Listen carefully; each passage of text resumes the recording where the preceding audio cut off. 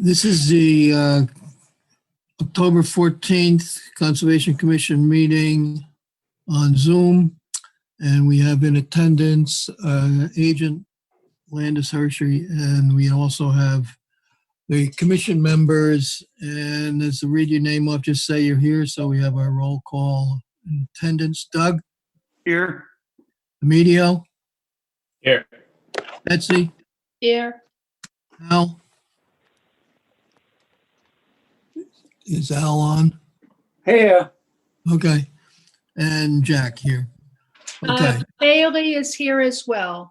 Oh, we got Bailey. Where'd she go? Thank you. I'm right here. Okay, good. Thank you. Sorry I didn't notice you up there. Okay, so and you're here. Good. So this evening we will work on, as we have in the past, we'll have the introduction or the reading of the opening of the hearing, and then we'll go through the applicant will make their presentation, and then we'll go through the commission for any questions or comments, and then open it up to the audience.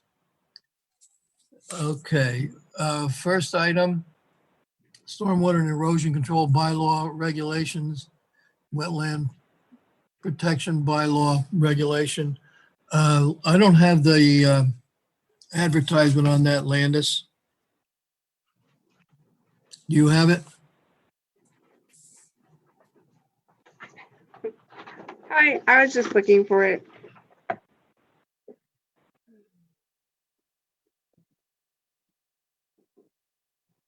Yeah, I'll just quickly read it in. Okay. Town of Walpole Conservation Commission notices hereby given that the Conservation Commission will hold a public hearing for the purpose of gathering public comment on revisions to the stormwater and erosion control bylaw regulations and the Walpole Wetlands Protection Bylaw regulations. The public hearing on the above matter will be held at Town Hall or through virtually accessible video. The first hearing was on January 22nd, and it's been continued since several times. We'll continue this. You want to suggest a date, Landis, so we can continue this to?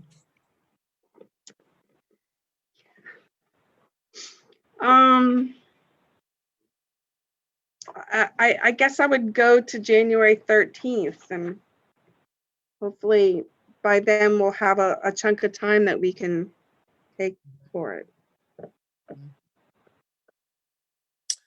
Okay, someone make that a motion for continuing the regulations here. I'll move it. Got a second? Second. Okay, all in favor, Bailey, Aye. Doug, Aye. Emilio?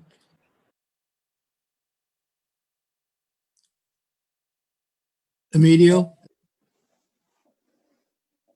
Unmute. You're muted.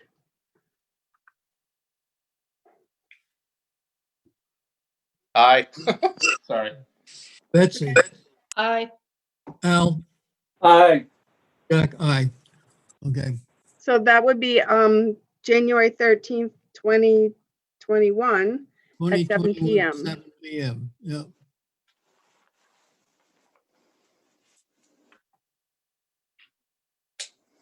Okay, next hearing is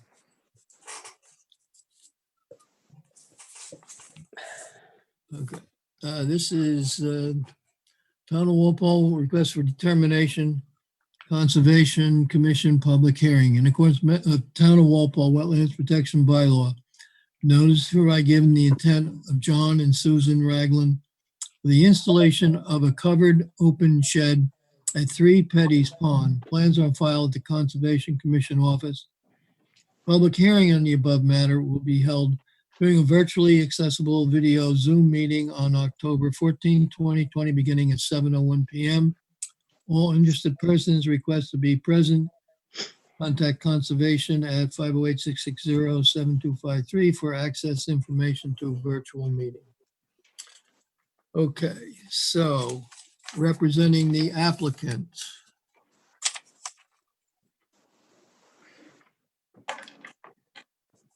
So, yep. You can just introduce yourselves, Mrs. This is John and Susan Ragland. We are the owners at 3 Petty's Pond. We are the ones that submitted the application and the plans. For the, Okay, And just describe to the commission a little bit of what you're planning to do. okay, we are part of the Willett Pond Butters Association. So we started off by bringing out a representative of the Butters Association.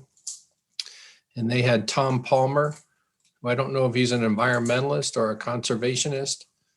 He came out and inspected and looked at the terrain, and we showed him where we were going to build this shed. His comments on site were that he didn't see any negative effects. So we drew up some plans, and the plans are that it's basically a timber post with a wood frame roof, and it's open, so there'd be no walls on it. And the purpose of it would be to cover our boat. There's currently a flat area, so there's no change in topography. And it's about 66 feet, maybe 67 feet from the high water line of Petty's Pond, which is part or connected to Willett Pond. okay. I'm sorry, I could go on. I just don't know how much. I didn't know a presentation. I don't want to cut it short or go on and on too long. I mean, I can No, answer. I think that's fine. We understand what you want to do here. And Landis, can you add anything that's you think is pertinent here? So the plans, the sketch, and the plan showing the structure was up on the Walpole website. So it's just a 4-post structure where you're going to be, I assume, digging and putting footings in, concrete footings. Okay. That's okay. Yeah. Yeah. So there's going to be 6 wood posts, 6 by 6 by 8 feet, 6 inch by 6 inch by 8 feet tall. Those will be secured with a subgrade concrete column pad, if you will. Basically just some concrete in the ground with a post cap, and then the screws to that. And then from the 6 columns, it will be 2 by 10 framing, which goes around the perimeter of that, and then 2 by 8 joists, roof joists. And then they're going to have 2 by 4 collar ties to it. So it's a standard type of truss system, if you will, field assembled truss system. And then it'll have a plywood deck on that, and then it'll have a asphalt shingles on top. And it's my understanding that you don't have to do any grading or removal of vegetation. It's already in a cleared open area, and you just have to dig for the footings and the concrete. That's correct. Yes. That we are adjacent, or we are next door or adjacent to the Walpole Fishing Game Club. In their parking lot, we have an easement. We have a gate already existing, and a drive area, if you will, through the gate. And this is just at the back part of that drive area. So there's no change at all to the topography.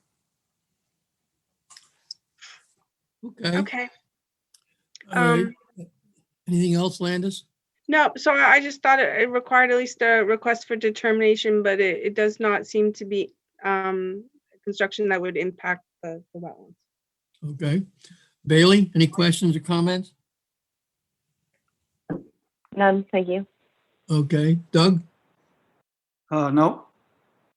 Emilio? All set. Betsy? Nope, no comment. Al? My question is, are they going to store any gasoline or oil or chemicals there? No, The only thing would be any fuel that's in the tank. it's Of the already in the boat. boat tank. And it's actually a 2020 boat, and it's the new sealed fuel system, so there's no venting. It's a completely sealed system. I'm sorry, Okay. are we on? Okay, Al, is that, I don't know what happened to mine. No, I don't like the fact that there's gasoline in the boat, but that's beside the point. Okay, as long as there's no auxiliary gas tanks and things like that under the shed. No, there's not. There's no. Okay, Did something here and lost my visual. I don't have any questions. Anybody in the audience, please identify yourself for the record.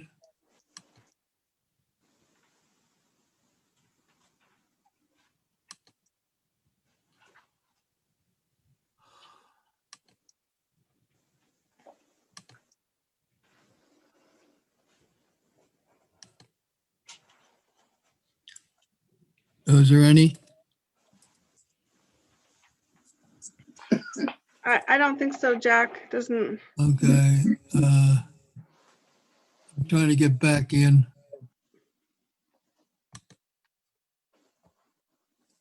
Oh, for God's sakes.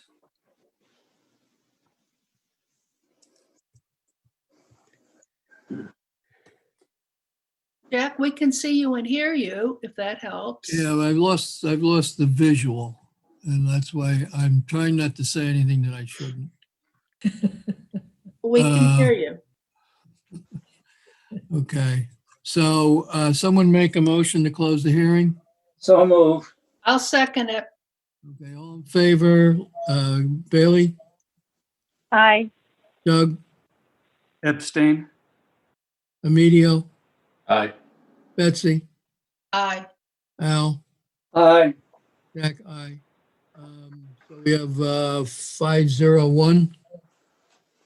Okay, and Landis, what are you suggesting we do here? a -3. Can someone make that a motion?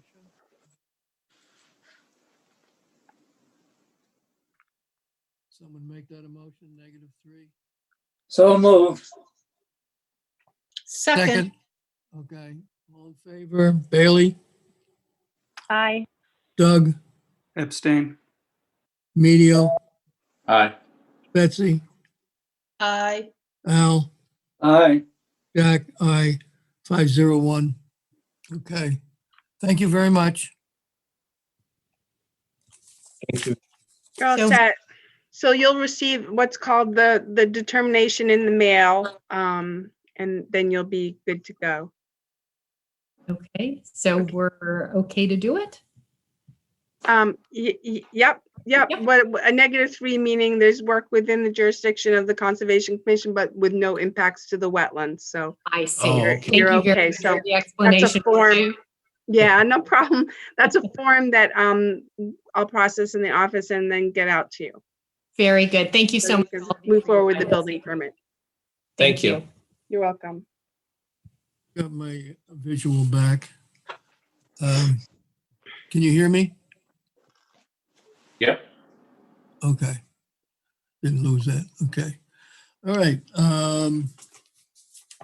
Next hearing is Town of Walpole, Notice of Intent Conservation Commission, public hearing. According to Massachusetts General Law, Chapter 131, Section 40 of the Wetlands Protection Act, notice hereby given the intent of Scott Matthews, the installation of an in-ground pool, patio, and grading, property at 12 Bubbling Brook. Plans are filed at the Conservation Commission office. Public hearing on the above matter will be held during a virtually accessible video Zoom meeting, October 14th, 2020, beginning at 7:05 p.m. All interested person request to be present. Contact Conservation at 508-660-7253 for access information to virtual meeting. Time is now 7:16. And representing the applicant. Jack, we received a letter today from John Glosser Engineer, requesting a continuance of this hearing until December 9th. Okay. Well, do we have anything on then?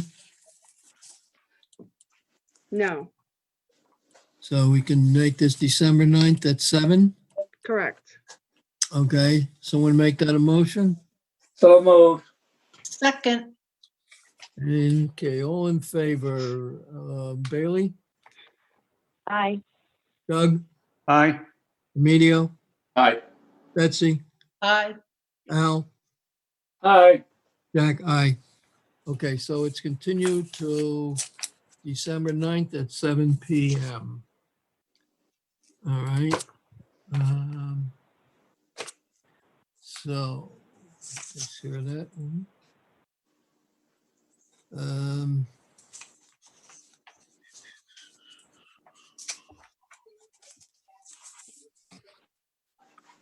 Town of Walpole Conservation Commission notice of intent public hearing. In accordance with Massachusetts General Laws, Chapter 131, Section 40, Wetlands Protection Act, notice hereby given the intent of Wall Street Development, instruct the residences at Burns Avenue, a residential development, roadway, buildings, and stormwater management located at Burns Avenue, map 20 lots, 119, 136, 137, and 115, within 100 feet of bordering vegetated wetlands, within 200 feet of Pickerel Brook. Plans are filed with the Conservation Commission Office. Public hearing on the above matter will be held in Walpole Town Hall, 135 School Street, September 9th, 2020, beginning at 7:15 PM. All interested persons request to be present. The hearing's been opened and continued. Time is now 7:19, and before we get to the applicant, I have a letter from a Christopher Campbell and Kathy Campbell, not a butter, and just want to note that they have a letter dated October 12th, 2020, along with supporting information. See, this is a letter to the Zoning Board of Appeals from Ashley Clark dated November 25th, 2019, regarding Burns Avenue access issue. And accompanying that, there is a deed also that describes the property. But basically what they are saying is that the applicant does not have access to the site from Burns Avenue because they own property that the applicant is showing access through their property. So that this is not a conservation issue, but it is an issue that needs to be resolved. And we will include in our order of conditions that the applicant, in order to proceed, would have to resolve this issue of access from Burns Avenue, and also they questioned the access from the cul-de-sac, which is, what is that, Spring Street? Brook Lane. Um, Brook Lane. Brook Lane. So those issues have to be resolved, and that we will include in our order of conditions. If anyone wants all of this information, it is available from the Conservation Commission office. So that takes care of that issue. So I have a question, Jack. Yeah, Is go it, ahead. is it that part of Burns Avenue is actually owned by somebody? There is the public way of Burns Avenue ends at the, what's the name? At the Campbell property. And the plan record shows that the access is coming in from the end of the public way across the Campbell's property to get to the proposed development. So I think this is an issue that the applicant will have to straighten out before they can proceed with any work to get access there. Okay, then I have a follow-up question, and I sort of know what the answer is. As usual, for me, it's a rhetorical question probably, but so I know that we can make some decisions even though, you know, planning hasn't finalized something or other, but do we have any idea about when that's going to be resolved? Because that seems to be pretty important. I mean, are we talking about days, weeks, months? I have Or no there's some idea. resolution about whether part of Burns Avenue is not crossable?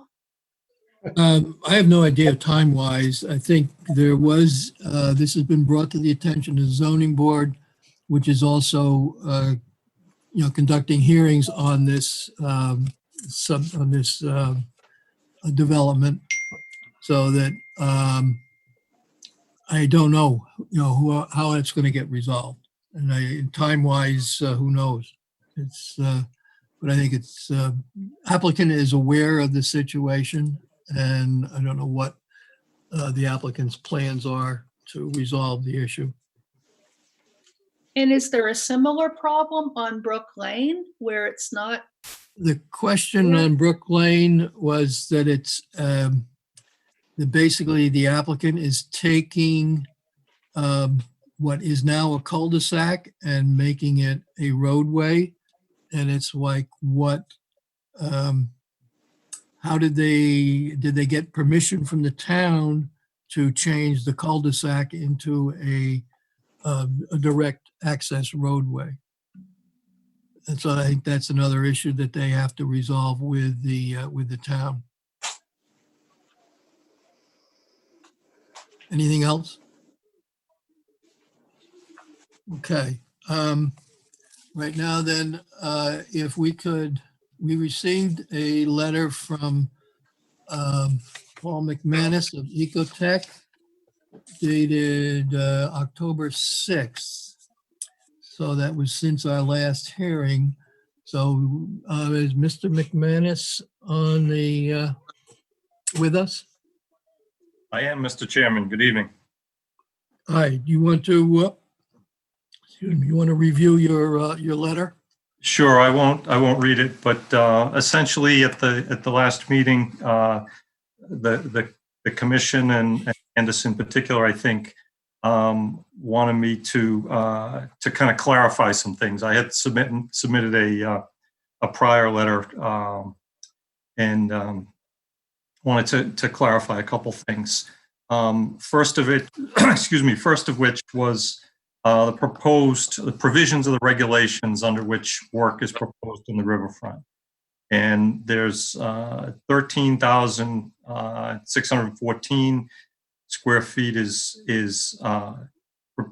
degraded riverfront, which is consistent with the same degraded riverfront area that was on the prior plan and affirmed by DEP. And that's proposed to be redeveloped under 1058-5. And then there's provisions A through E go along with that redevelopment.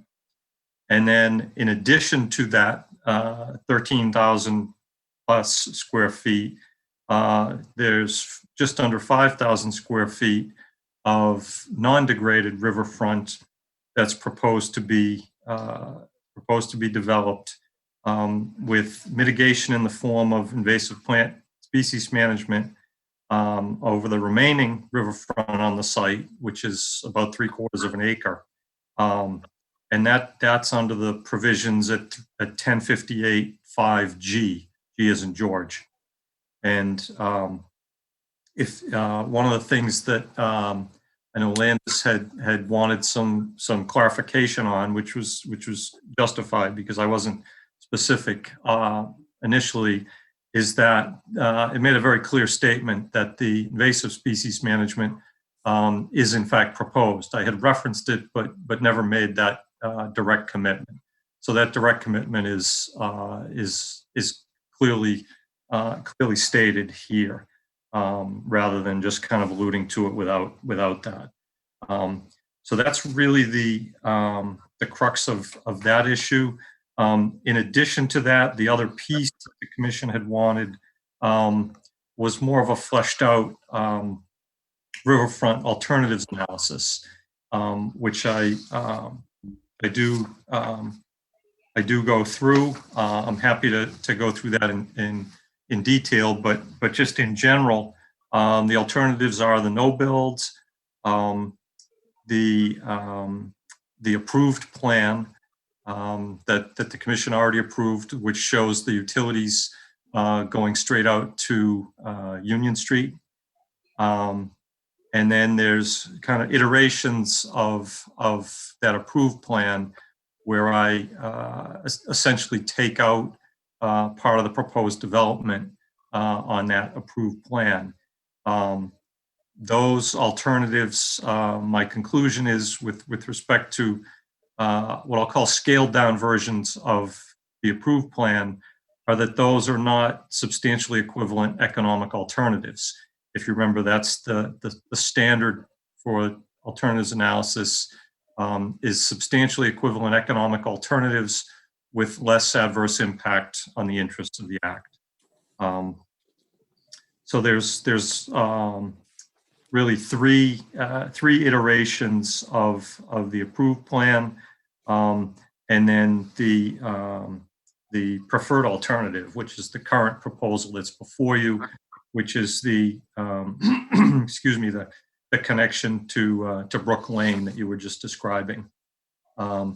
As an iteration of that, as an additional alternative, I mentioned what I call alternatives 4A and 4B, which are the currently proposed layout, Brook Lane connection, I'll call it, without development of units within the riverfront, and those we conclude are not substantially equivalent economic alternatives, and thus those alternatives are rejected. So obviously there's an infinite number of alternatives that one could come up with in any circumstance. I felt these were fairly reasonable suite of alternatives given the history and the options that are before us,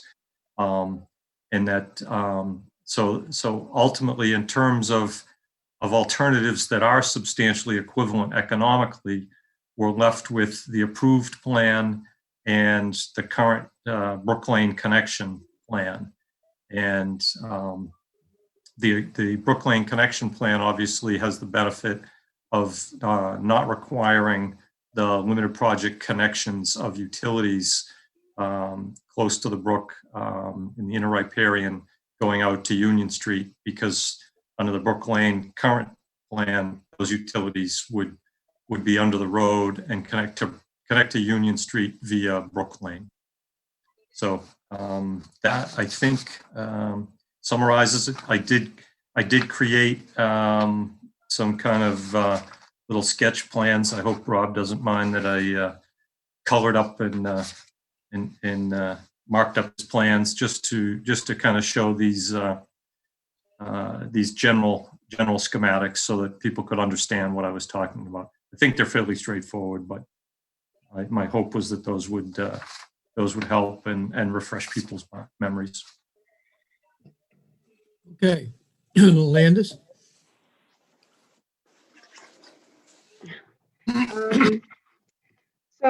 So we also have some comments from the town engineer on stormwater, which I know he sent to the applicant as well. Rob Truex and I and Lou Petrosi sat down with the town engineer to just go over some of the stormwater stuff, and his comments are based on that meeting. As far as the McManus, your letter, you sort of go both ways by saying that you don't believe that you need to show alternative analysis, but then you do show some of alternative analysis. That I think you said under redevelopment of previously developed area, you don't feel like the requirement for an alternative analysis is under that section of the regulations. That's true, Annis. I didn't mention that. I should have. Yes, the alternatives analysis provision is under, let me make sure I get the headings right. 1058-4 is the portion of the Riverfront regs that the commission usually deals with, which is for Riverfront in its natural condition. And under 1058-4, you have work in the Riverfront requires no adverse impact, which is the 10%, 5,000 square feet, and no substantially equivalent economic alternative with less impact. So that's 1058-4 is 1058-4, excuse me, is where that provision is. The provisions that in this case where we're filing under are under 1058-5, and 1058-5 begins with quite literally with the words, notwithstanding the provisions of 1058-4C and D, where C and D is the 10%, 5,000 and the alternatives analysis requirements.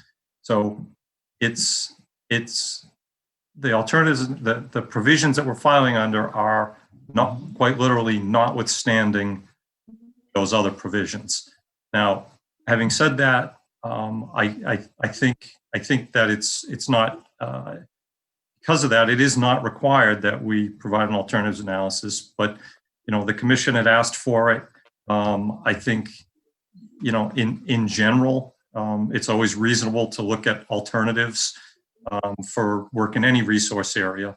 And we don't, in my opinion, we don't have, this rigorous statutory requirement under 1058-5-4 to do it, but it's still reasonable to want to discuss alternatives. So that's.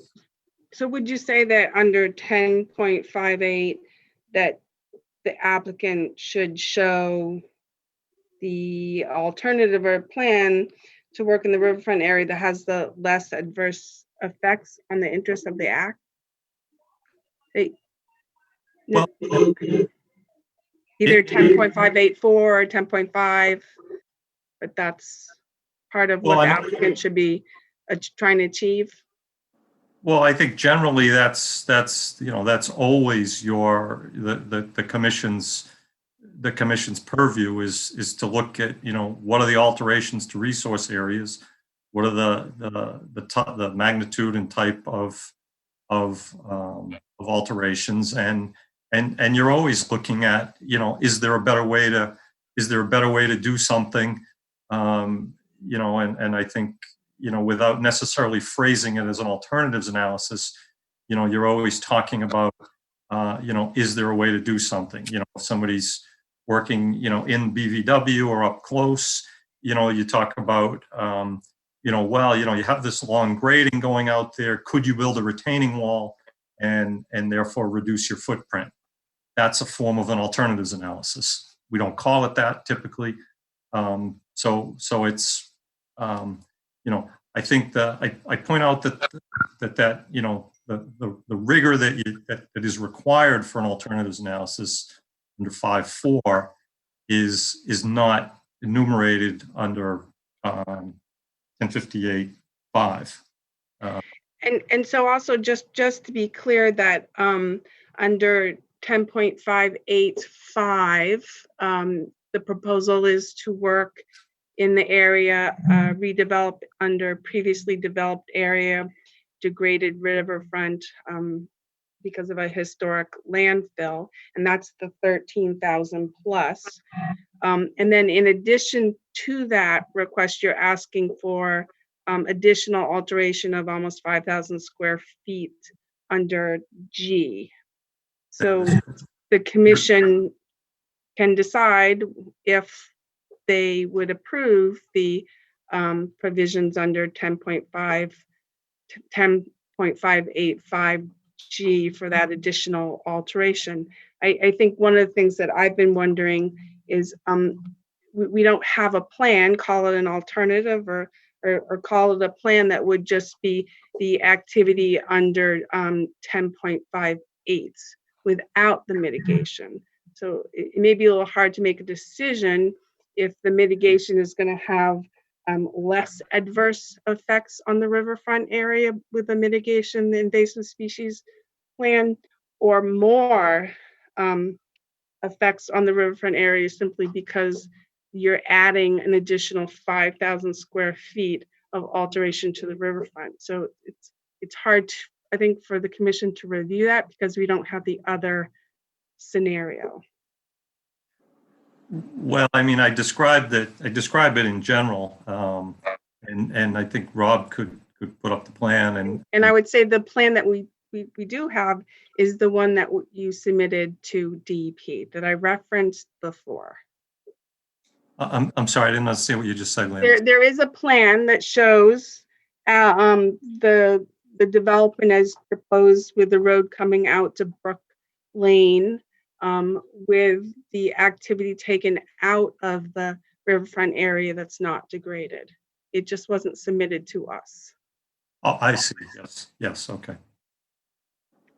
I just didn't understand what you said. Right. So I would recommend to the commission that they see the plan that shows activity that does not include the mitigation, the additional alteration in the non-degraded riverfront area. And also, and knowing that there is a plan out there that shows that was offered to DEP and why it's offered under this filing. Yeah, I didn't include that. I suppose I should have and could have. I didn't include the plan, but I do describe that in narrative. I can't remember what. Well, most of your scenarios are from the past filing and not from the current roadway plan that goes through to Brook Lane. Yeah, for what I describe as alternative 4B is essentially what you just described. I just do it in narrative form, but it is. Excuse me, Paul, I don't see 4B either. 4B, Mr. Chairman, I don't have a figure. If you look on the top of my page 3, I call it 4B, okay, I see, yeah, 4B, no development in non-degraded riverfront area. This will result in the loss of approximately 4 housing units. Okay, but there's no sketch of that. that's correct. And okay, Landis so is that's right. the I only could have. reference. Yeah, okay, I see it. Well, okay, I think what Landis has pointed out, that I think from the commission standpoint would certainly be an alternative that we would like to see. I don't see let's say you got 5,000 square feet of development in the riverfront area that has not been disturbed. So I think that's what we're looking at and what can you do to alleviate that. So let me go through. I have okay. Yeah, we'll go through the commission, see if there are any other comments. Bailey? Let's keep the comments to this issue at the moment. And we'll see if there's anything else we can get back to them. So on this issue alone, Bailey? None at this time. Thank you. Okay, Doug? None at this time. Emilio? Yeah, I agree with you, Jack, that we should also see an alternative plan showing that visually so we can compare. Okay, Betsy? So, I want to make a request of Paul, because I know you can do this, Paul. I think I am not happy with, I think we have too many different variables in this equation. We have 3 out of the 4 alternative plans showing an exit out to Union Street, but that's probably not really what you're thinking right now, is going out to Union Street. So I think if we see an alternatives analysis, it should be going out to all 3 or 4 of them, or however many you can come up with, should be going out to Brook Lane. And then if you want to show us a completely different set going out to Union Street, okay, but trying to compare Union Street exit to Brook Lane exit, I think complexifies it in a way that makes it really hard to sort out. So Well, I'd like to see some alternatives in which you're going out by Brook Lane. I understand your point, but I think it's critical. I mean, obviously the Union Street, the Union Street direct connection, was designed and approved, and it certainly is an alternative, in every sense of the word. But there should be more than one alternative for the Brook Lane, I think. And it should take into consideration that we have very carefully sorted out over a long period of time the graded riverfront versus undegraded riverfront, and the two different things to be sorted out in 2 different ways. And maybe one of the alternatives should be, let us not go into undegraded riverfront and do anything. Yeah, no, I understand, and I did, again, that was my 4B, to Landis's point and the chairman's point. I didn't provide a graphic of that, and that's what you've asked for. So we can do that. Okay. Anything else, Betsy? Nope, not at the moment. Okay, Al? I'd like to see the alternative that you and Betsy have asked for, and I'd like to see it also. 4B. Okay. Okay, now, Landis, I think what we need to do is resolve this issue before we proceed with anything else.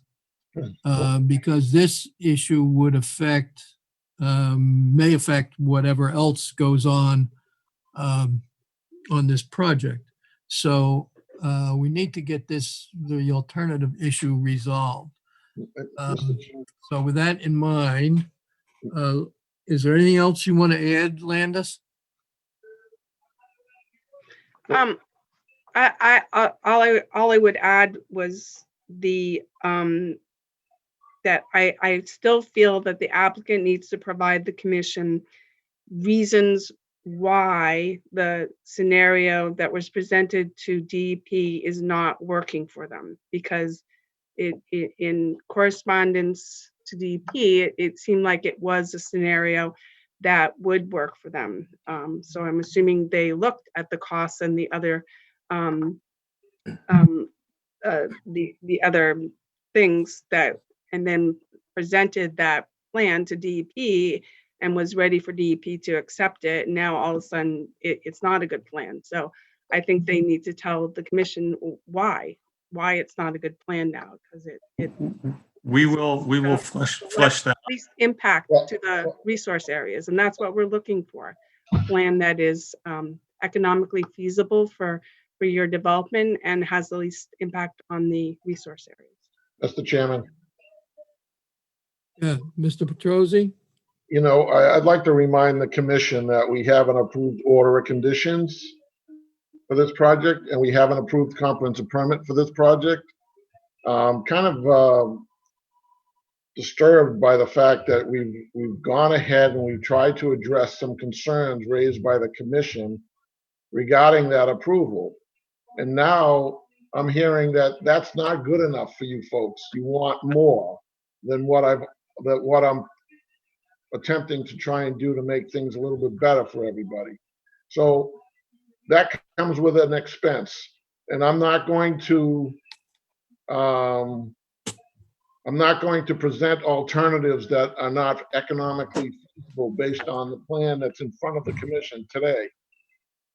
If the Conservation Commission does not want to approve this plan for some reason that it's provides more adverse impacts based on the additional 5,000 square feet and not consider the mitigation that we proposed under the regulations to be adequate for this type of work, then let the commission just deny the project and we'll go another route. I'm not going to waste time banting about these issues about access and adverse impact. We've done a good job to avoid impacts that were such a major concern to Mr. Getz that he was so concerned that now that we've eliminated, he's still not happy that we've eliminated that concern. Now, that's not fair, and you're not going to have it both ways. We presented a plan to DEP, but we did not account for, the engineer did not account for the mitigation that we are eligible for under the regulations. I did not write the regulations. The regulation is there for a reason. We intend to take advantage of that regulation and provide mitigation in the quantities that it's required under that regulation. And please, if you, I have an approved order of conditions. I'm ready to start construction here tomorrow. If you don't want to work with us, just let me know right now. Deny the plan, we'll appeal it, we'll let DEP make the final decision, and we'll move on, because I've been through this for 3.5 years, and we're doing the best we can, but it just never seems to be good enough for you folks. So we're not going to resolve this issue before we move on to something else, because that's not going to happen. Either we're going to take this as a whole package. We're going to evaluate the comments from the town engineer and the drainage that we proposed and the revisions that he's requested, and we're going to take the mitigation that we've offered, and the commission's going to be requested to make a decision. If the decision isn't in our favor, then we have the right to appeal. And that's the process. We've been through this. I don't know how many times the commission has looked at this project. 3 different times, 4 different times. You've approved it twice. Now you want more. You're not satisfied. So let's clear the decks. Either you want us to avoid Pickerel Brook with the utilities, or you don't. That comes at a price. The price is purchasing another piece of property for access out to a public way. That requires more units to be built, and it requires us to take advantage of the mitigation that's provided to us under the regulations. Your choice. We're not playing any more games. We're not talking about Mrs. Campbell and her access issue. That is clearly not the position of the Conservation Commission to put a condition on an order of conditions regarding access. Mrs. Campbell thinks that she has an argument. She should get an attorney. She should put an injunction on a project, and let's move on. Let's go to court. I'm ready for that too. So I'd like to hear from my engineer on how we're going to address Mr. Baldoff's comments regarding the drainage. And then we're going to Hey, Jack. Yeah. So I think Mr. Petrozzi has made it very clear how he wants to proceed. So I think the commission needs to then make a decision. He doesn't want to continue the hearing. He is, even though it's at the discretion of the commission to approve the mitigation or not to approve the mitigation and allow the additional 5,000 square feet, if he doesn't want the commission to discuss it any further or to review additional plans, and I think the commission should move forward and make a vote. He's made himself very clear tonight. So why don't you, excuse me, Lou, but it's not your time to talk. You just gave a whole description of what you wanted the commission to do. So let's not waste any more time. You move forward and make a decision. Why talk about the stormwater? My question on the, what effect is the stormwater issues have on what we have before us? And if I may speak, The I'm asking, no, you're not, excuse me, Lou. Lou, You've, you'll get your turn. Landis, the stormwater issues I you can- had, I can read the email that it was sent to Lou and Rob Truax, Paul McManus, and myself in lieu of a letter that he usually sends. Would you like me to do that, Jack? yeah, I think, what is are there any issues we need to be concerned with at this point? Right, so this is the email from the town engineer. He said, I did look at the earlier design for Burns Ave, cul-de-sac and 32 units, dated 2/7/17, revised 9/4/19, and agree that nearly all the drainage was similarly funneled through an underground system in a similar location. On that plan, there was also a standalone bank of infiltrators for roof on the west side, for roof drainage on the west side.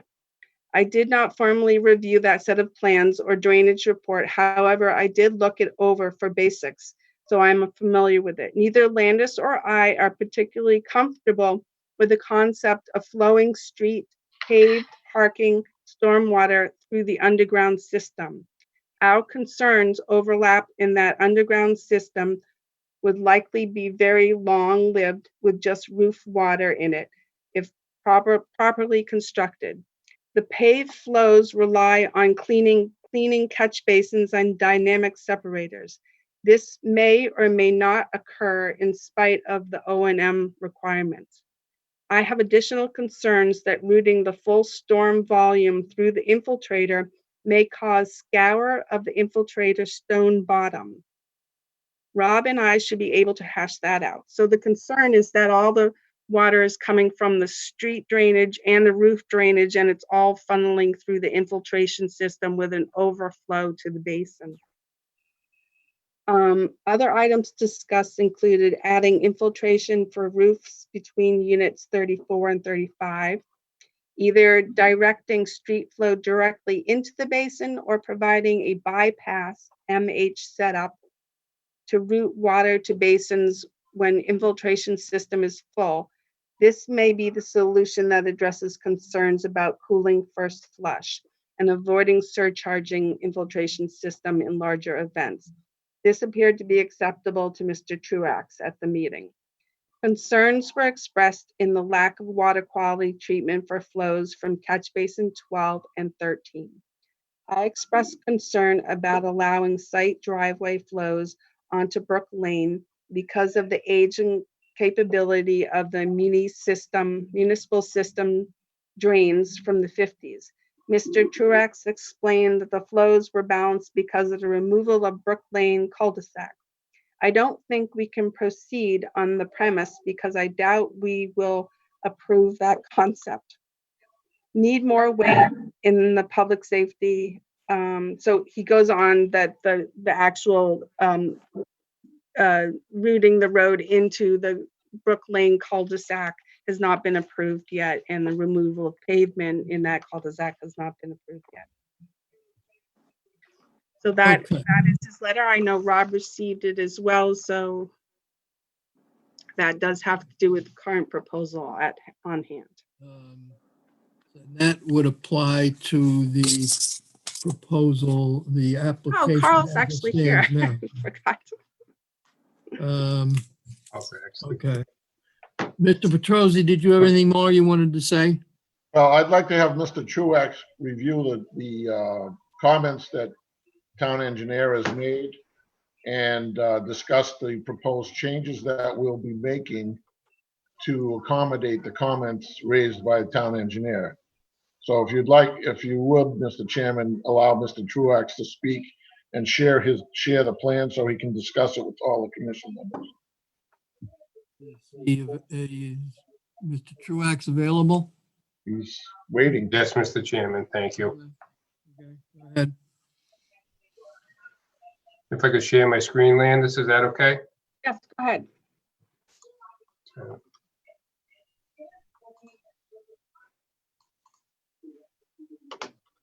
So we had a good meeting with the town engineer, Landis, myself, and Mr. Petrosi to discuss the drainage. And I understand the issue that he brought up and what he's concerned with as far as putting all the storm through that infiltration system. I do think it's possible and very acceptable to just put the first flush within the storm underground infiltration, and we could do the bypass at the manhole, which is before the infiltration, so that the first flush would go into the infiltration, so it would get the cooling. And then as the storm increases, it would bypass and go into the basin directly from the manhole in front of the infiltration system. And we could do the same thing at the other end of the project down there.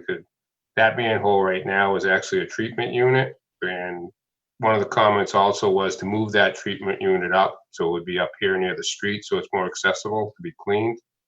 So it would be cleaned and not have a problem getting to it if someone tried not to clean it.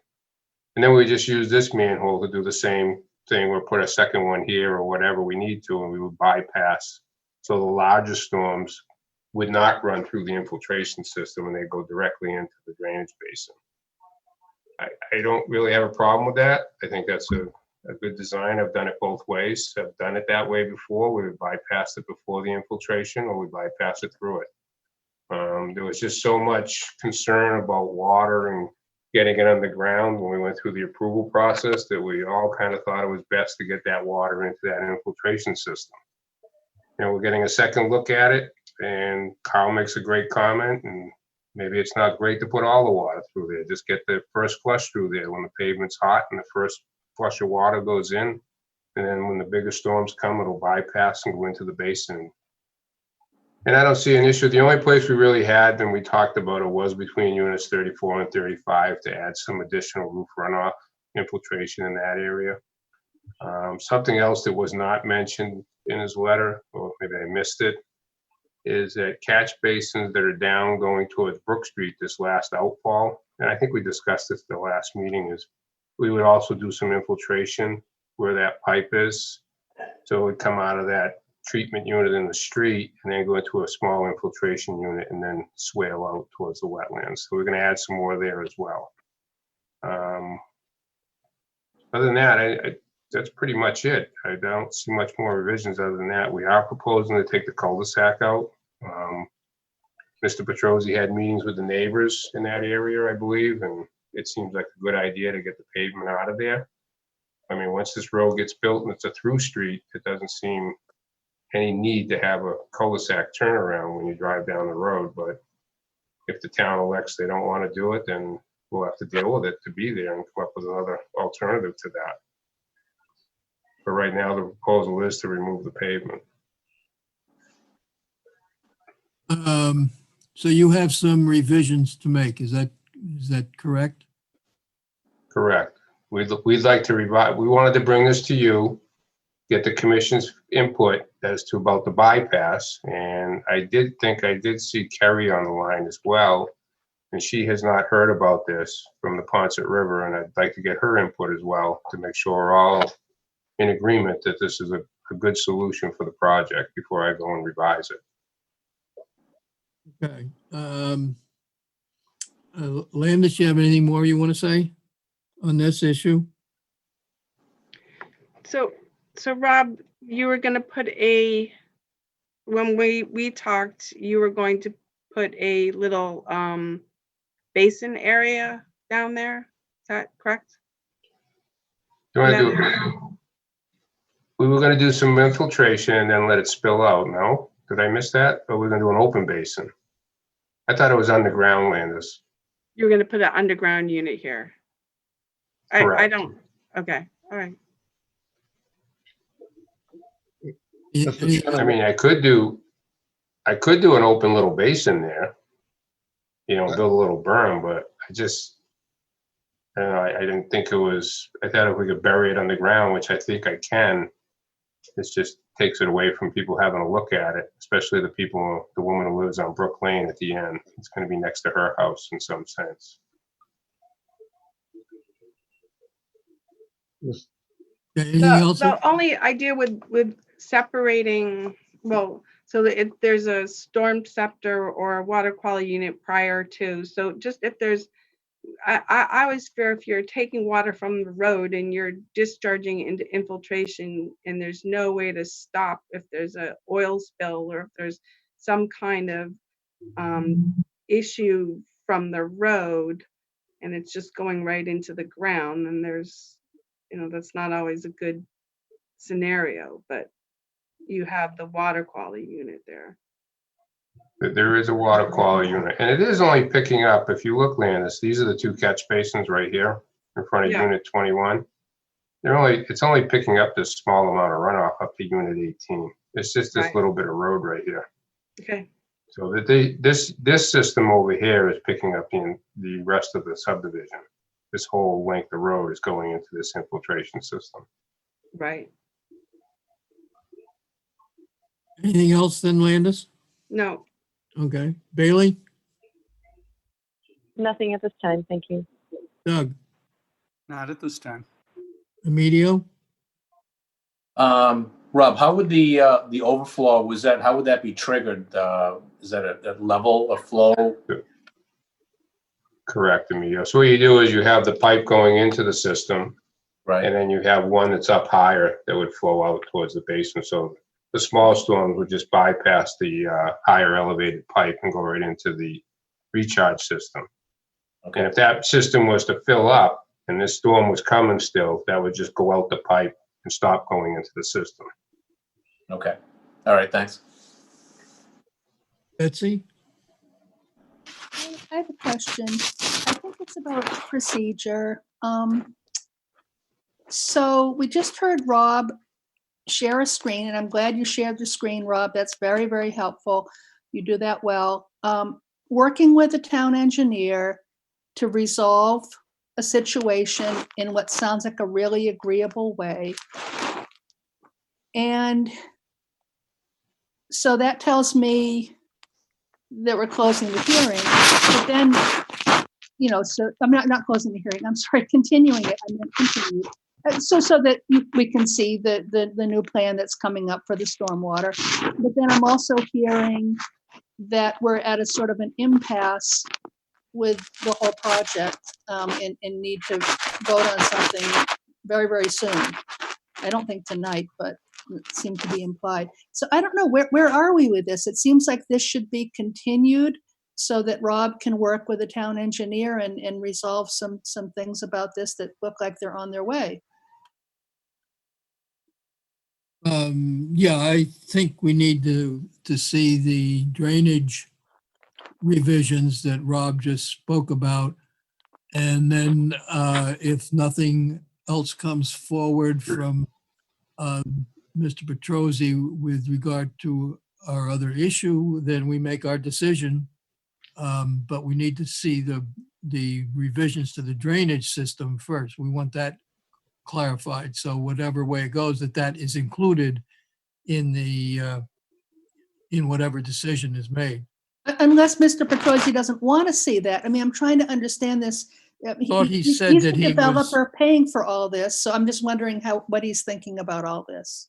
He said that he would, I thought, the way I understood it, that the drainage issues that he was expecting Rob to complete the drainage issues that he just spoke about. Right. That would Correct. be correct, Mr. Chairman. That's correct. Well, That may I- answer your question, Betsy? Yes. Okay. may Al, first, you got anything else, Al? No, I agree that the town engineer's solutions are a good idea. Was that Mr. Petrosi wanted to speak again? Yeah, I just have one minor comment. Go ahead. So currently, my concern with the drainage is that currently all the surface runoff from Burns Avenue drains directly into the wetlands that nobody seems to have been complaining about for the last 50 years. So now I'm not completely agreeable to the way the drainage has been designed today, because we're taking all of that street runoff and we're putting it into my infiltration systems that is for the project. And I clearly do not want street runoff from Burns Avenue entering into my infiltration, even if it is a first flush. You know, that's not my problem. That's the town's problem. And I don't want to jeopardize the system that I'm putting in because we're overloading it with runoff and other sediments or whatever else there is into our stormwater infiltration system. So I'm going to ask Mr. Truax to minimize the amount of flow that goes into our infiltration system, and the rest of it is going to go into the detention basin, and that's the runoff from Burns Avenue particularly. Okay, you decide what you want to do, but you are planning to make some changes to the drainage system. Is that correct? That's correct, and I'm willing to continue the hearing for that purpose, yes. Okay. So anyone in the audience have any questions or comments, please identify yourself for the record.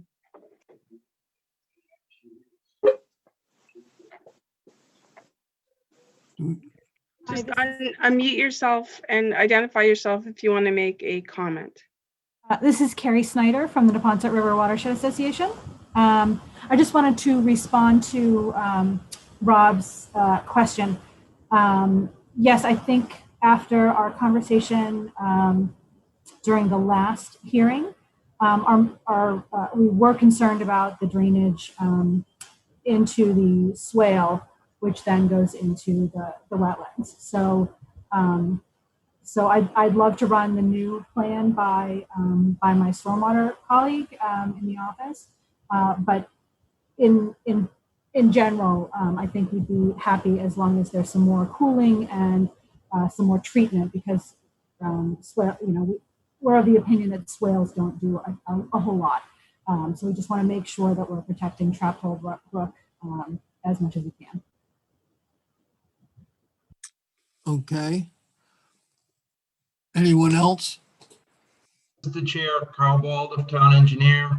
I just want to briefly state that all the recital of my letter and the concerns in Mr. Truax's review were all done very well.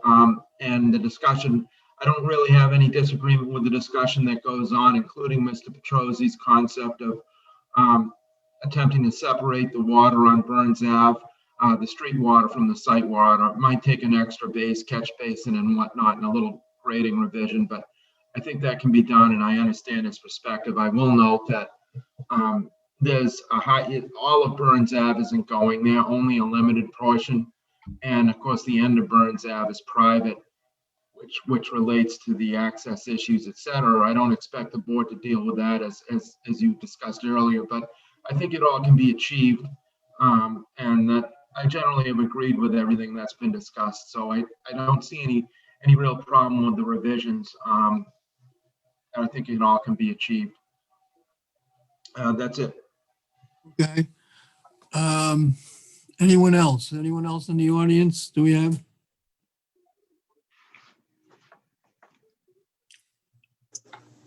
Anybody else show up, Landis? I can't tell from what I've got here. I don't see anybody. Okay.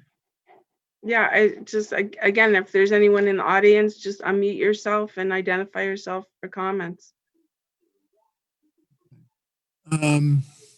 All right, so how long is this going to take to get these revisions, Rob? I could probably have them next week. So, Chairman, can I just to be clear, you're asking for revisions on the stormwater management plan on this plan presented? Yes, and it's up to the applicant to decide whether they want to take our comments and decide what to do with them with regard to the riverfront area. So if we get the same thing back, then we'll make our decision based on that. If they decide to that maybe our suggestion is not such a bad idea, and they can make that revision. But I think we need, before we make any decision, I think it's pertinent to see that these drainage issues are on the plans, so that whatever goes forward, that those drainage issues have been adjusted to what was brought out this evening. So it's up, basically, puts the ball back in the applicant's court to decide how they want to approach the other issues. They can make the drainage issue, the corrections and adjustments there, and we'll see what we get back. Now, what are we looking at? I thought the applicant made it very clear what he's intended understood. to do regarding the mitigation request No. and the work in the riverfront area, the non-degraded riverfront area, but I heard it that way also, but he may decide to wake up on a different side of the bed tomorrow and take a look and see what he wants to do. as long as the applicant understands that. I'd rather go to DEP anyways, Landis, because it's not working out here at the town of Walpole. Okay, so we have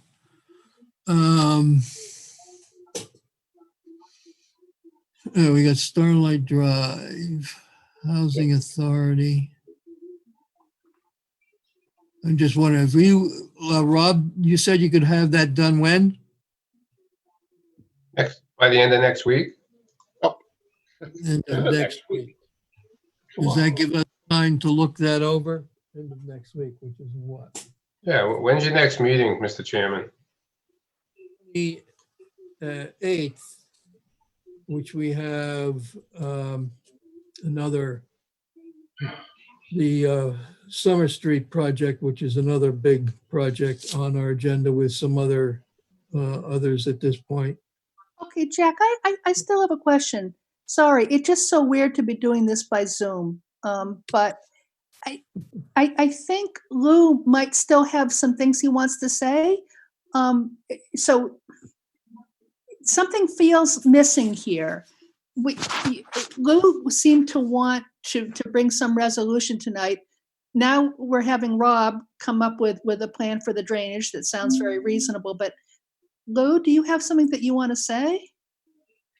No, I think I said everything I wanted to say. It's just, I'm just not happy that the commission, even though we make improvements and we address concerns, major concerns that the commission had relative to the previous plan, I'm very disappointed that the commission is not thanking me for making the changes instead of penalizing me for exercising some rights that we have under the regulations. That's my concern. Those are my comments. And quite frankly, you know, we've been at this a long time. So as I said, you know, if the commission doesn't want to recognize the mitigation that we're going to propose under the regulations, then we'll get an unbiased third party to make that decision, and we'll have to live by their decision rather than some unsatisfied commission members at the local level. So that's really kind of where it stands. I mean, Okay. I'm willing to continue the hearing to present the final plans and to give the commission an opportunity to make a decision, because it's your discretion, on the mitigation that we've proposed. If you agreeable to it, then we don't have to go, we can close the hearing or not appeal, or if you don't agree to it, then we close the hearing and we appeal. And it's very simple. Okay. Okay.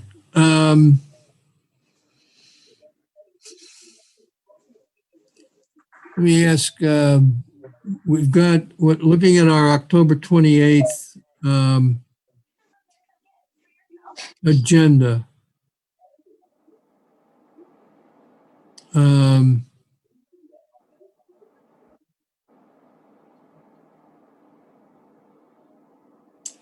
can we include this? And you can get that information to us. Is that going to be enough time to review the plans?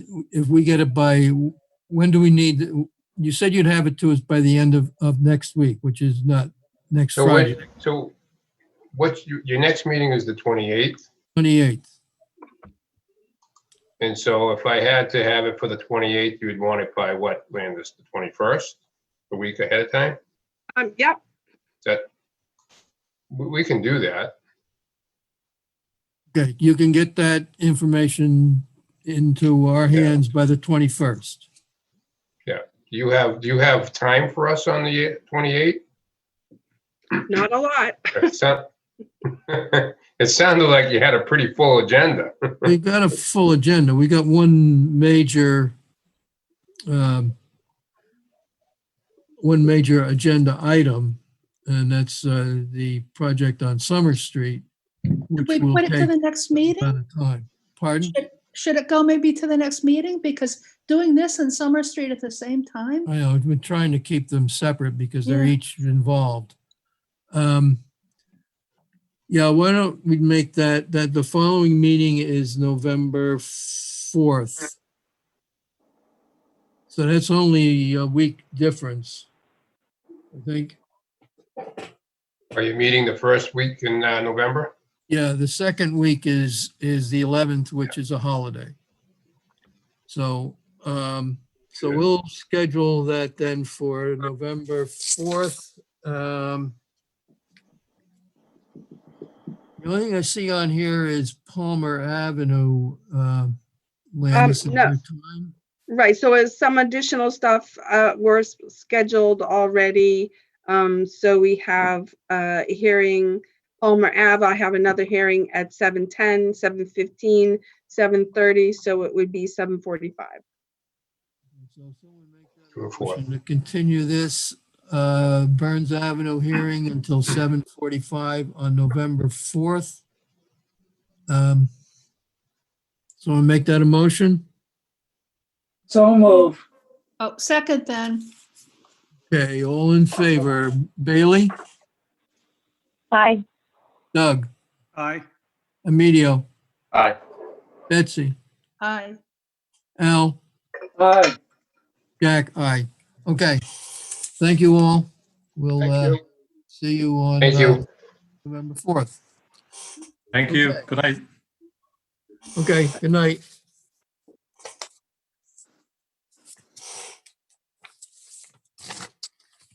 Okay. Our next hearing. Town of Walpole, notice of intent, Conservation Commission public hearing in accordance with Town of Walpole Wetlands Protection Bylaw. Notice hereby given the intent of Kim Whitecross for the installation of an in-ground pool and patio, shed and retaining wall for the property located at 28 Grist Mill Lane. Plans will file the Conservation Commission office. Public hearing on the above matter will be held during a virtually accessible video Zoom meeting on October 14, 2020, beginning at 7:30 p.m. All interested persons request to be present. Contact Conservation at 508-660-7253 for access information to virtual meeting. Time is now 8:20. And representing the applicant. Rob Truax of GLM Engineering Consultants. Okay, go ahead. I'm going to share my screen, Mr. Chairman. So this is a site located at 28 Grist Mill Lane in Walpole, Mass. This is part of Wisteria Ways 2 subdivision. And it's also known as Lot 17. The property is 17,000 plus square feet of land area. There's 112 feet of frontage. It's about 150 feet deep. The existing structure sits on the site. As you can see, it's shown in red. To the rear of this parcel, there's a drainage easement that's labeled access utility and drainage detention basin. There's a culvert that comes down along the property line on the left-hand side, which discharges into the drainage basin. So the folks are kind of limited to the amount of land area that they can actually use. The easement is shown on the back of the lot here, and it's actually coincides with the proposed silt fence as it's labeled.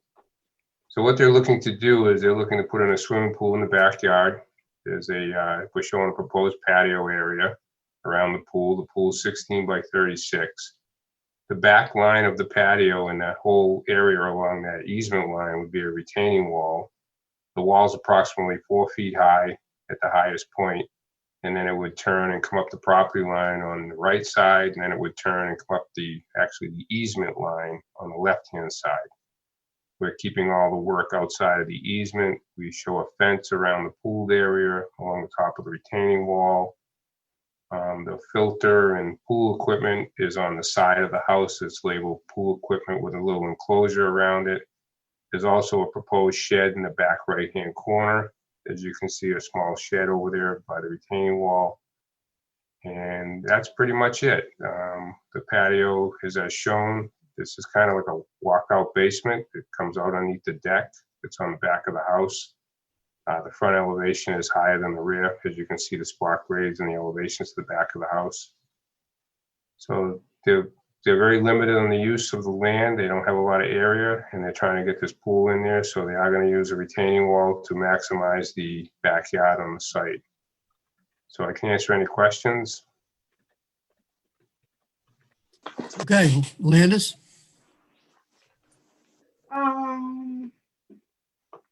Yep. So on the plan for the wall, you specified a, I think, is it an Allen block wall with the wording that says or approved equal? Correct. Approved equal needs to be taken out. You need to specify what the wall is going to be, how it's going to be constructed, the material. If that changes, they can always come back for a minor modification or review prior to building it. So we prefer that language not to be put on plans anymore. That's fine. Approved equal, not to be put on plans. So the plaques, I think, are below the wall now. They're on the bounds, correct. So they're on bounds where you're going to be putting the wall, but The wall will be right in front of the bounds. So the bounds will stay. They'll still be visible. Well, they're lower than the top of the wall. They'll be down behind it about 3 feet down. If you stood on the wall and looked down, you could see it. You won't see it sitting on the patio. So I don't know, maybe the commission should consider putting the plaques on the wall so that they can be seen. And so the wall is at the basin. So there's still access to the basin for maintenance. Correct. It does not encroach onto the easement. They come down the easement. There's a 20-foot easement, 10 feet on this lot, 10 feet on the neighboring lot. That's how they gain access to the drainage basin. Okay. All right. Those are the questions that I have. Any problem relocating those plaques to the top of the wall? I don't know that you'd relocate them. I think you'd have to buy new ones and put them on top of the wall. And I don't think they peel off. They don't supposed to. Yeah, I think once they're put on there, they're not going anywhere. Right, so you leave those and put new ones on the top of the wall? Leave the existing? We could put a couple, yep. Put them in the same spot right where those ones are. That's fine. Landis, anything else? No, that's it. Okay. Bailey? Nothing, thank you.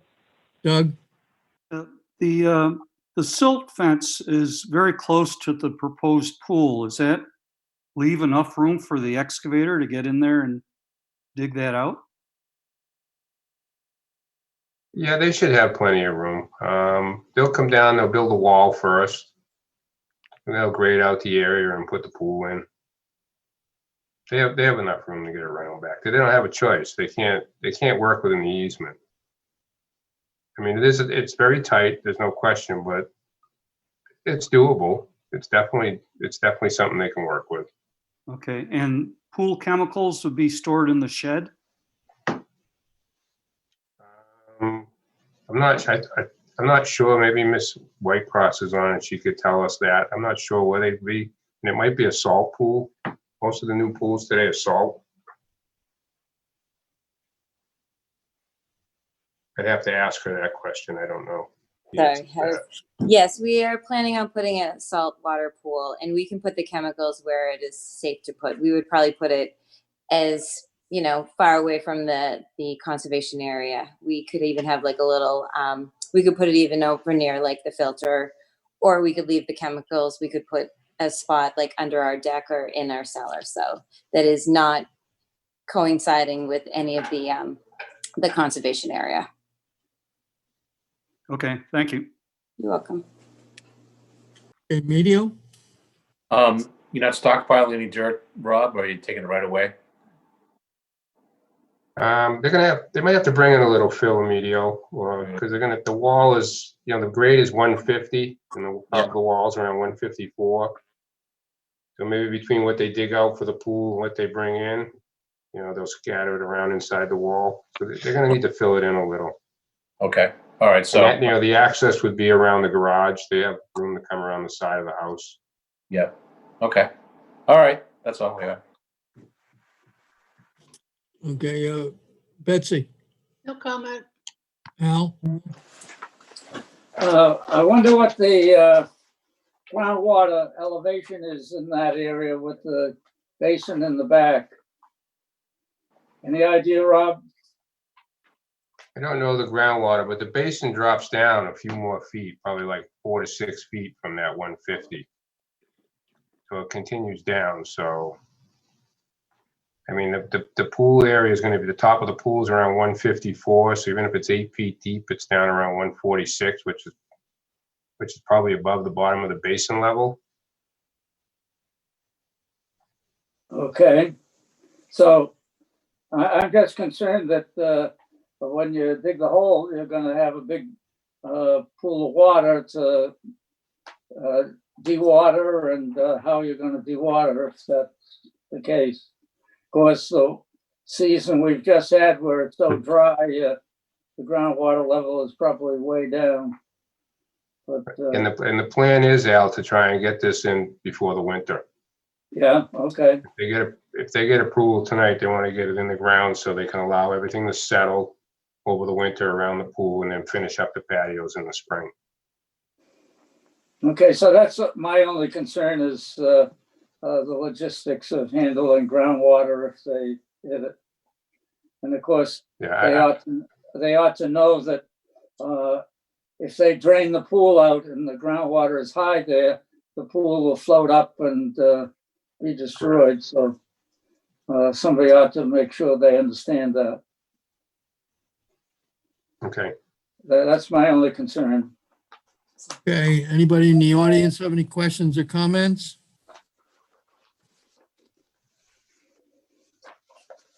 Okay, don't hear any. So someone make a motion to close the hearing? So move. Second. Any further discussion? We got, okay, all in favor, Bailey, Aye. Doug, Aye. Emilio, Aye. Betsy, Aye. Al, Aye. Jack, aye. Okay, so the hearing's closed. We have a standard order for pools. Anything else we need to add? We can put a condition in for dewatering, you know, If a necessary. dewatering plan, Okay, and for the plaques to be on the wall. okay, And you're gonna get a revised plan, Rob, with or approved, taken out, and plaques on the wall. Yes, we'll give you a revised plan. okay. Someone make a motion to include the standard order and with amendments as we just noted. So we'll make that a motion. Got a second? Okay. All in favor, Bailey, Aye. Doug, Aye. Emilio, Aye. Betsy, Aye. Al, Aye. Jack, aye. Okay, it's done. Thank you. Okay, thank you very much. Have a good night, everyone. You Okay, too. you too. Now, we have Who we got next here? I think we have Carl, are you on next on here? You're Yes. still hanging in? Something on the comments for Allen's Dam?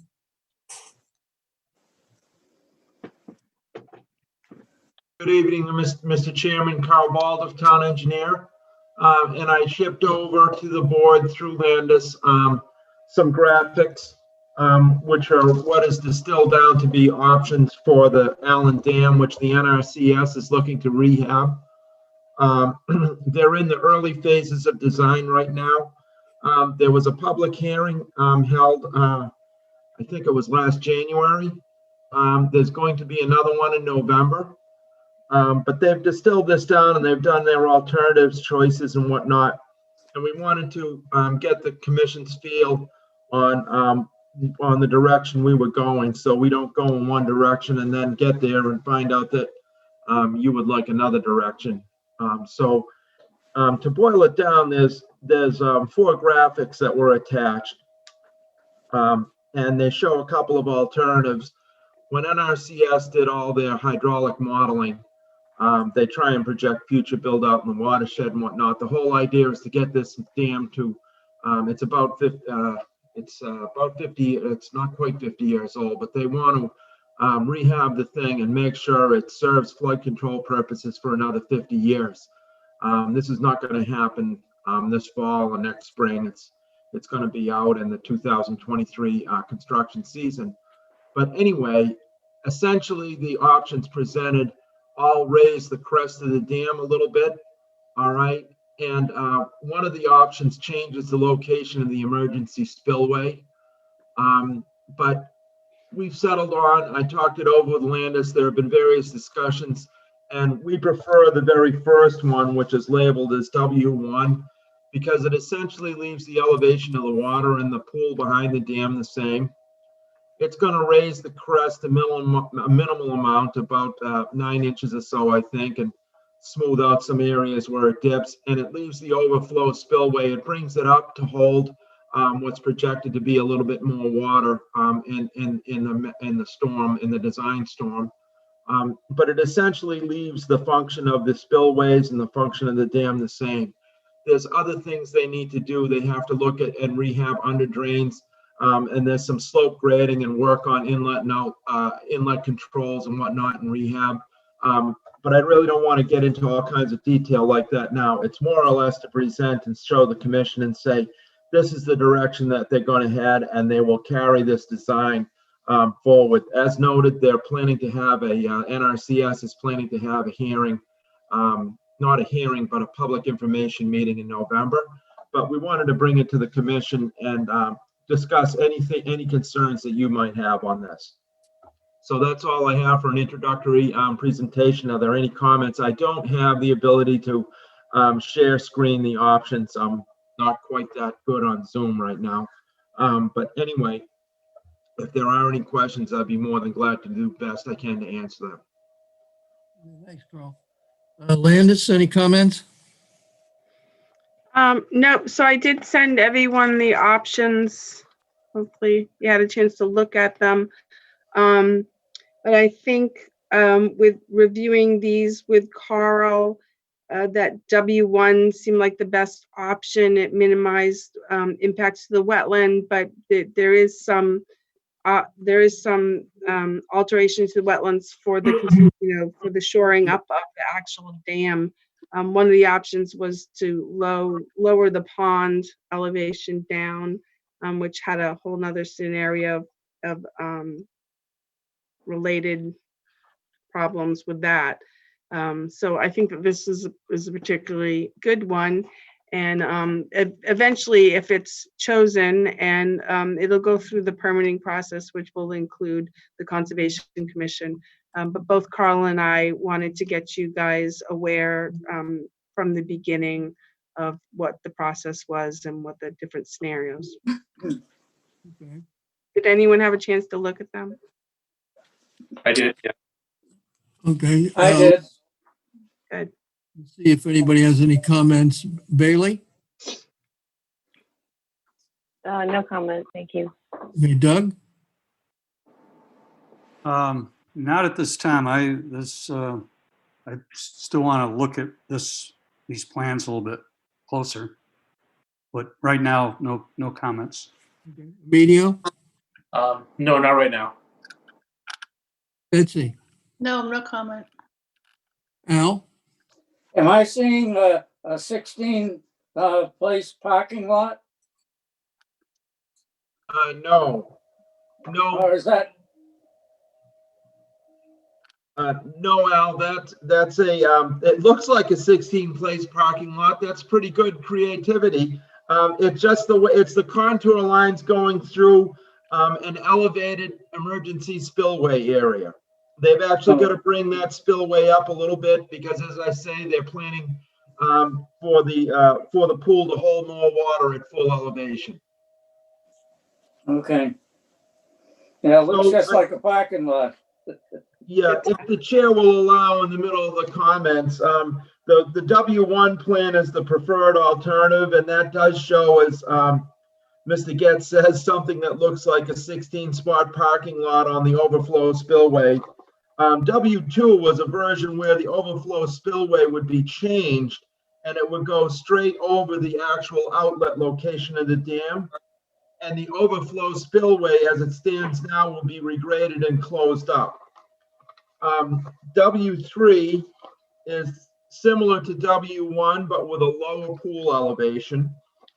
And then the W4 graphic shows all the different jurisdictional areas that would be modified under different scenarios, under these different scenarios. That's a little bit harder to understand, but obviously if you lower the pool behind the dam, you're going to have some impacts on the upstream wetlands on the pool.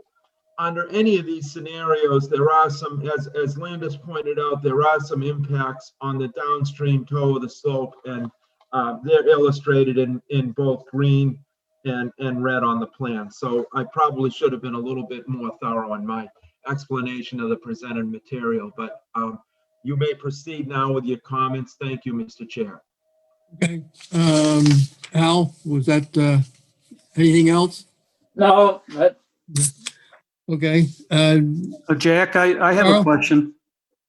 Yeah, just want to ask a question. You said there's a public hearing or some of the public in November, Carl? You know a Yes. date? Yes, I do. Let me grab my phone so I don't get the date wrong. And I'll check the calendar.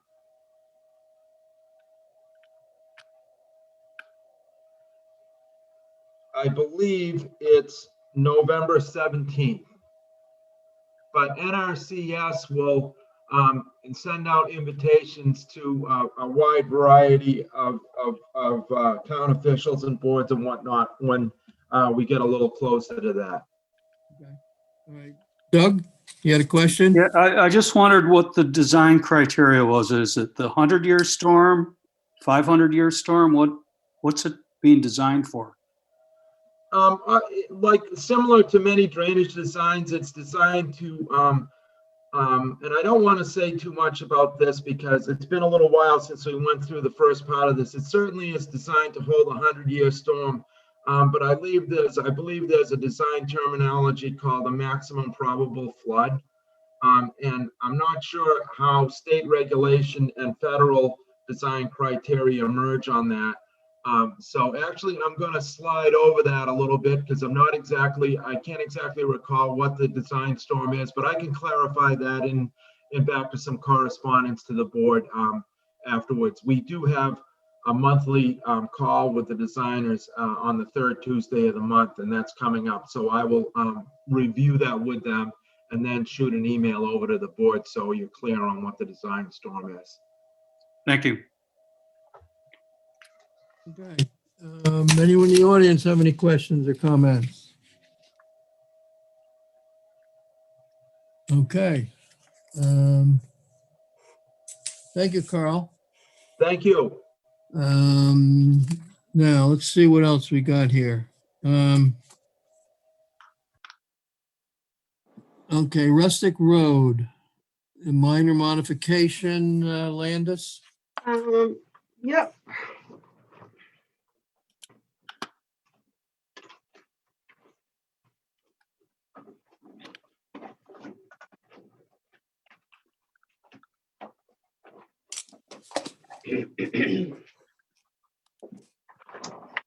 So 100 Rustic Road is a single-family house construction with an order of conditions under 315-1220. And they are requesting a modification to the driveway area.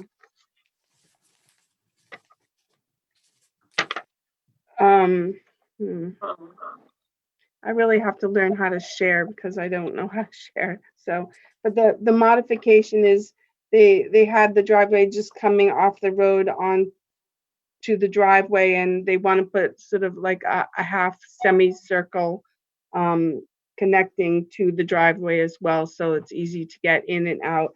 This is just slightly more impervious surface than was previously on the plan,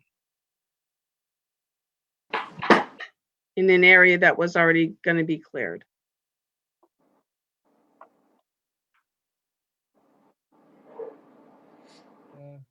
You're okay with that? I'm okay with that, yes. Okay. All right. Anybody have any questions? Bailey? No, not at this time, thanks. Doug? Nope. Emilio? I'm good. Betsy? No comment. Al?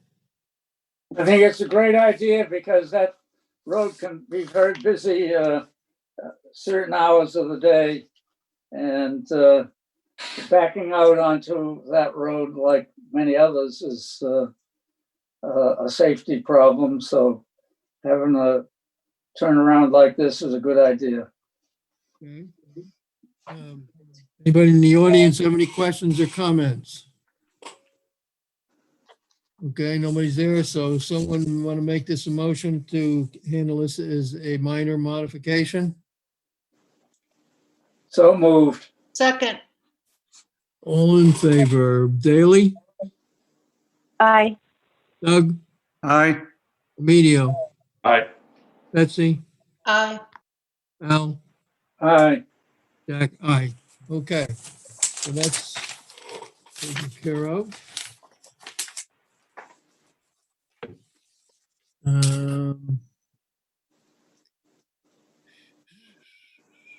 Minutes. Do we have minutes here? I just noticed that they were on there when I was trying to find the Zoom connection tonight, so I have not looked at them yet. Yeah, I just finished them up today for 8/12, so I wasn't necessarily thinking that you guys would approve it tonight because you had such a short time to review. So, but if you want to look those over for the 28th. Okay, so we'll pull those. You just did the 12th? Yes. Okay. Landis, Mhm. I noticed you didn't list me in the roll call. Is that because I join late or? Yeah, I think I listed you late. Oh, all right, that's fine. Do I have to stay after school for that? No. No, you're gonna stay on Zoom for an hour after this meeting. Oh, okay. Okay, appeal on the Pinnacle Point ANRAD. You have any comments? We have, that's an enforcement order, that's separate.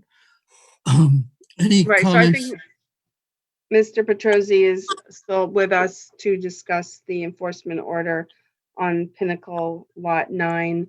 On the agenda is the Pinnacle Point ANRAD appeal, just to let the commission know that the applicant did appeal the ORAD decision of the commission. I have not heard anything yet from DEP. Okay. Well, while we're on it then, Mr. Petrosi is on here, so let's discuss this Pinnacle Lot 9 enforcement order here. Landis?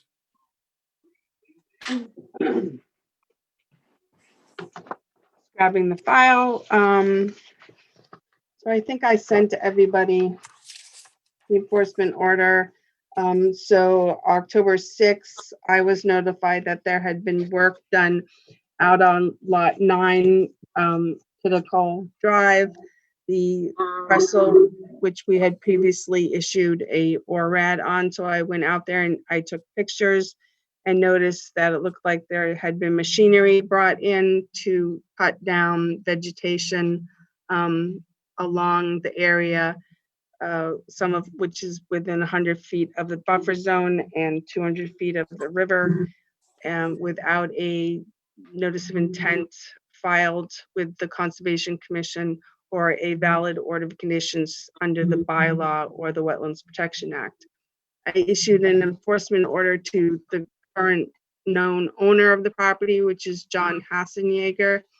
And then I had correspondence with Mr. Petrozzi of Wall Street Development, who acknowledged that he was the one who had gone on the property to do the work. So I issued an enforcement order to Lou Petrozzi, Wall Street Development as well. I issued the notice of enforcement under the bylaw and an enforcement order under the Wetlands Protection Act.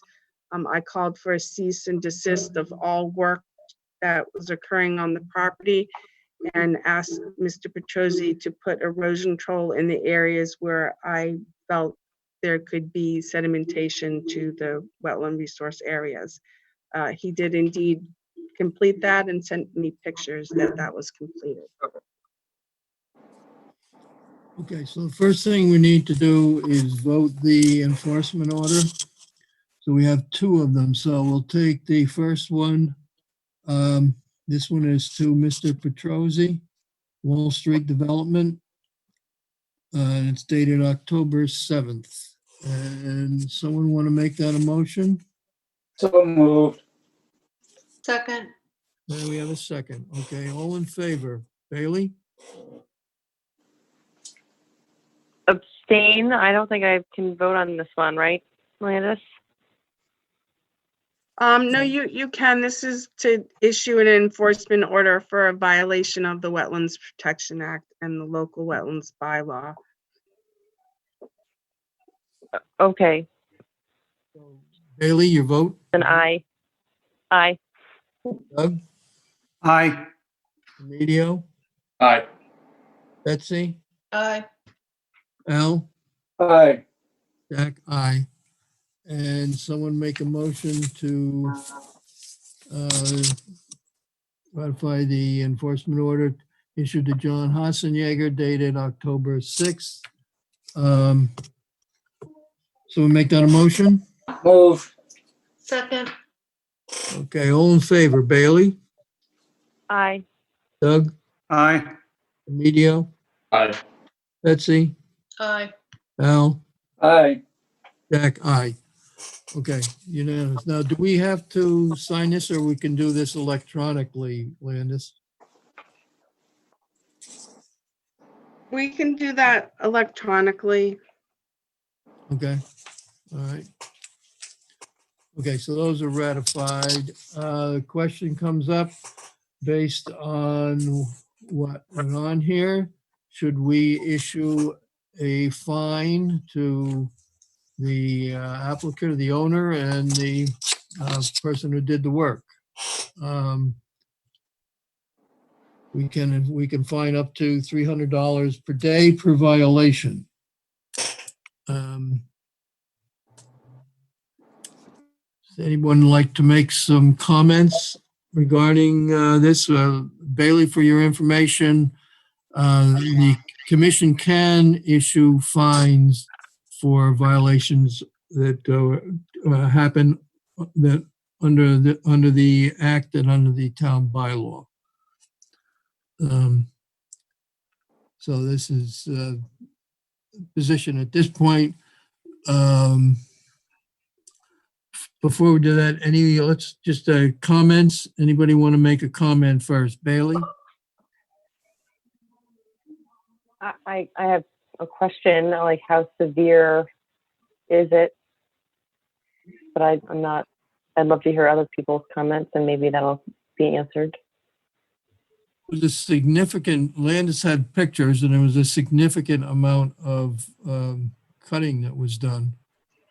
I don't know how much area. I don't know if you had, Landis, can you amplify that?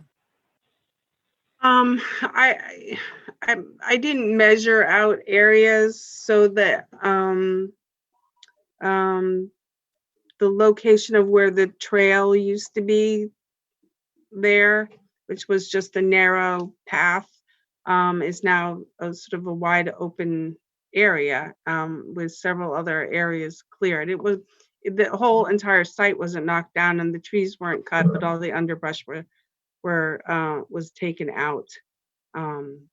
So it's really hard to quantify it. I mean, I did take pictures if you wanted to go out and take a look at the site. I think that it's for one, the ORA was appealed, and it does state that no activity should occur on the site during appeal, and the activity occurred during the appeal.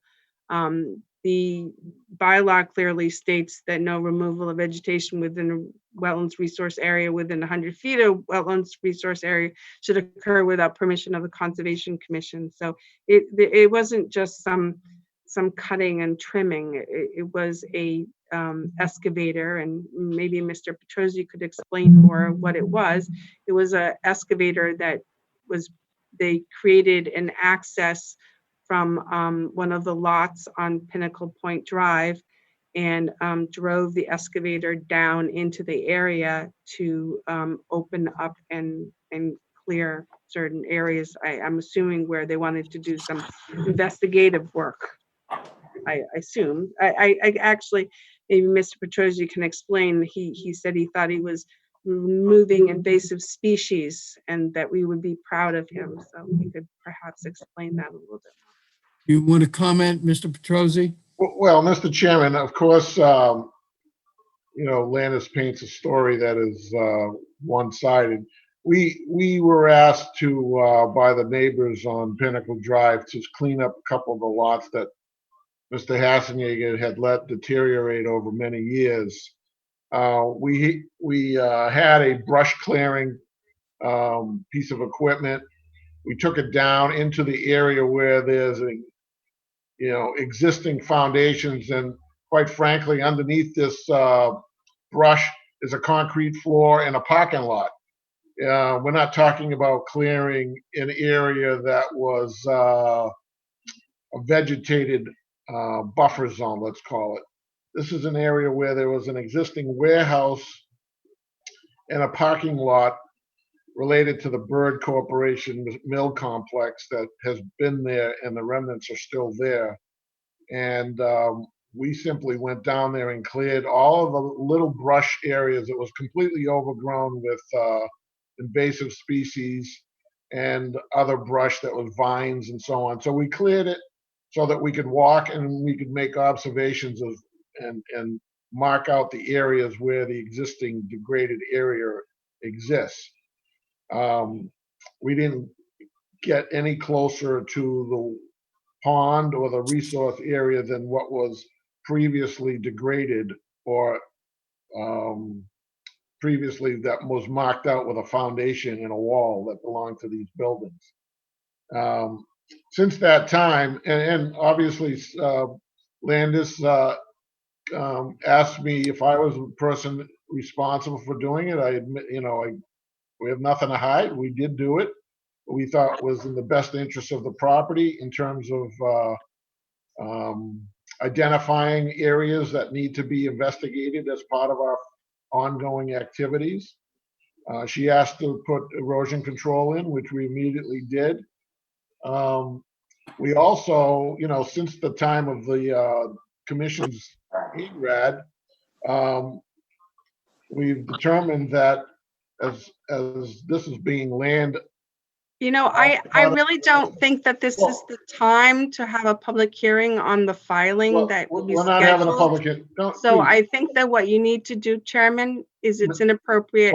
Why It's do you not the interrupt me? time. Why are you It's interrupting me? Chairman, It's valid to the Donovan, it's valid can to you the please enforcement silence order. Lou Petrozzi? This is, Right. Chairman, Right. I need to intervene here because he has filed a request for determination for a hearing on a different matter on this site. and he's going into that right now. That does not have anything to do with the enforcement order. It says in our bylaw that you need to get a determination or an order of conditions to do the work that he did. He did not get that. It also states in the DEP regulations that no activity should occur on property that's under appeal. So both those items were violated. If he wants to file the request for determination to go over this other matter, that's fine, but this is not the public hearing or the meeting for that information. It does affect the commission's discretion regarding the enforcement order.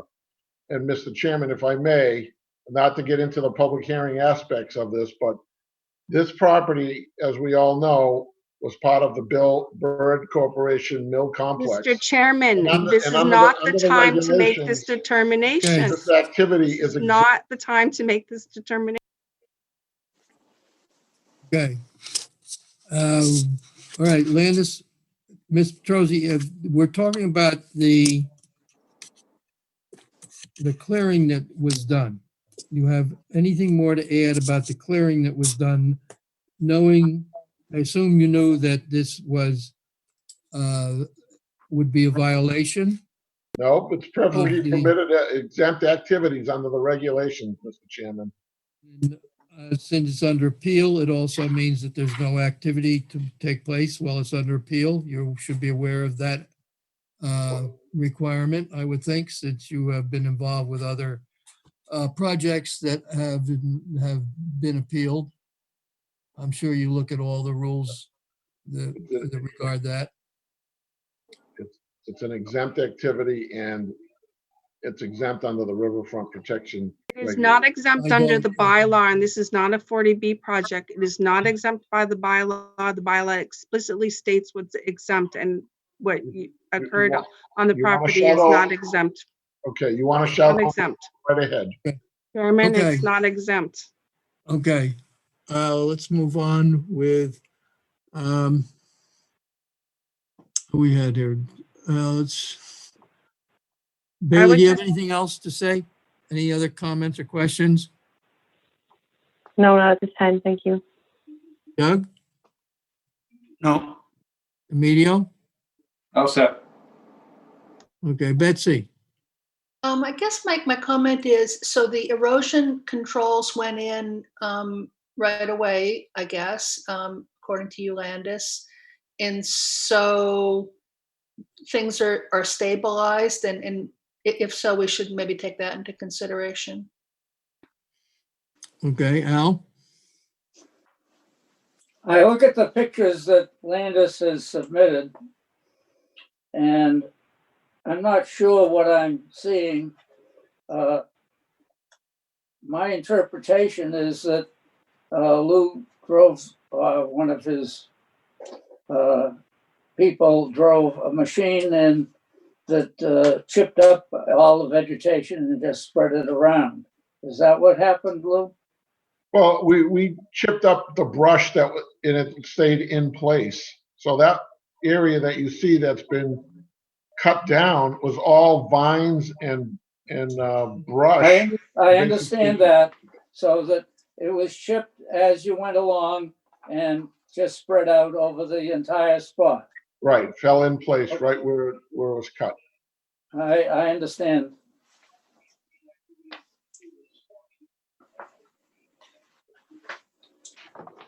I guess my interpretation is that,